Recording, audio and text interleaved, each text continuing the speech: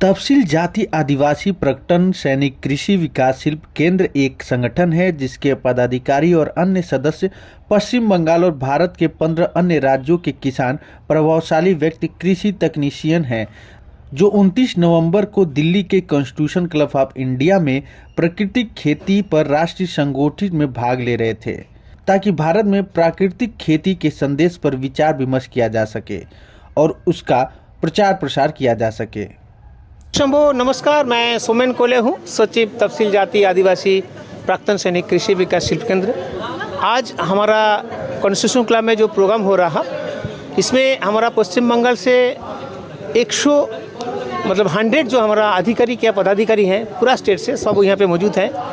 ये प्रोग्राम हो रहा नेशनल सेमिनार नेचुरल फार्मिंग के ऊपर। तो ये नेचुरल फार्मिंग देश के लिए ज़रूरी इसीलिए है क्योंकि आज ऐसा भारतवर्ष में ऐसा गांव नहीं है, ऐसा घर नहीं है जहां पे बीमारी नहीं है।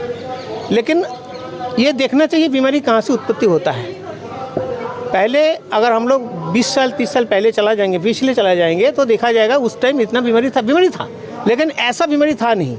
आज इसका रीज़न एक ही है, जो उपजा हुआ सब्जी होता है, फ्रूट्स होता है ना, इसमें जो ज़मीन में होता है तो उसमें क्या होता है, खाद ज़्यादातर डाल देता है। पेस्टिसाइड्स के बहुत बड़ी कंपनी पेस्टिसाइड बनाता है जो इसमें यूज़ होता है। उसी उपजा हुआ सब्जी को या फल फ्रूट्स को खाने के लिए हमारा ये सब हाल होता है। तो इसके लिए गवर्नमेंट ऑफ इंडिया ने भी योजना बनाया है। नेचुरल फार्मिंग का एक नेशनल सेमिनार भी हमारा उसके उद्देश्य में कर रहा हूँ। इसको लक्ष्य यही है कि नेचुरल प्रोसेस में अगर हम इसको उपजाएंगे तो वो खाने में क्या होता है, बीमारी कम हो जाएगा और इसमें सभी को फ़ायदा भी होगा कि ताकि किसी को बीमारी ना हो। बीमारी होना तो बहुत मुश्किल है क्योंकि बीमारी ऐसा चीज़ होता है उसमें कितना खर्च आएगा किसी को पता नहीं चलेगा। 10,000 होगा या 10 लाख होगा वो नहीं हो पाएगा। तो इसीलिए हमको ये ऑर्गेनाइजेशन की ओर से यहाँ पे कर रहा हूँ कि बंगाल बेस्ड हमारा ऑर्गेनाइजेशन है, पूरा नॉर्थ ईस्ट में भी काम कर रहा हूँ। तो दिल्ली में पहली बार इतना बड़ा सेमिनार कर रहा हूँ नेशनल लेवल पे, इसीलिए कि ताकि ये देश में जागरूकता होना चाहिए, किसान को जागरूकता होना चाहिए, हमारा समाज को जो भी स्टेज में काम करता हूँ सबको इस विषय में जागरूकता होना चाहिए। किसान को भी बोलना चाहिए कि हाँ नेचुरल फार्मिंग के ऊपर जोड़ दो ताकि ये आगे जाए। राष्ट्रीय जीवन का मूल आधार है और भारत के विकास का रास्ता भी गाँव, खेती और किसानी से ही जाता है। पिछले कुछ वर्षों में दुर्भाग्य रहा है कि लोग खेती बाड़ी से निकलकर लोग शहरों में पलायन कर गए और अपनी नौकरी वगैरह ढूंढने लगे। लेकिन आज भी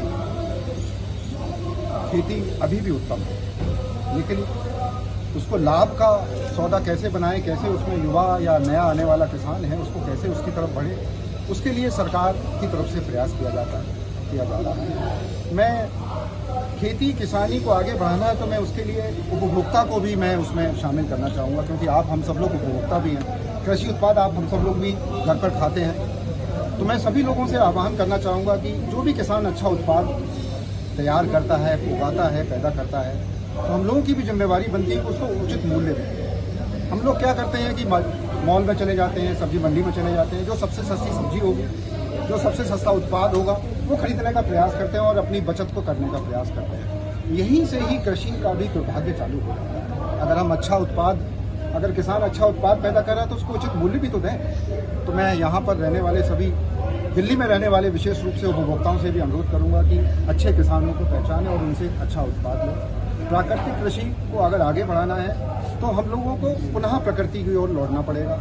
हम लोगों को कम से कम खाद, कम से कम कीटनाशक का इस्तेमाल करें, गौ आधारित कृषि का ज़्यादा से ज़्यादा इस्तेमाल करें और साथ ही साथ किसानों से भी मैं अनुरोध करूंगा कि खेती किसानी को लाभ का सौदा बनाना है तो ज़्यादा समय अपने खेतों की तरफ दें। आज के समय में सोशल मीडिया के दौर में किसान सोशल मीडिया पर ज़्यादा लगा रहता है, खेतों की तरफ उसका उतना ध्यान नहीं रहता है जितना उसकी तरफ होना चाहिए। तो मैं अन्नदाता किसानों से भी अनुरोध करूँगा कि खेतों पर रहें, बाजार की तरफ ध्यान दें, उपभोक्ताओं की तरफ ध्यान दें और उन्नतशील प्रगतिशील कृषि जिसकी बाजार में डिमांड है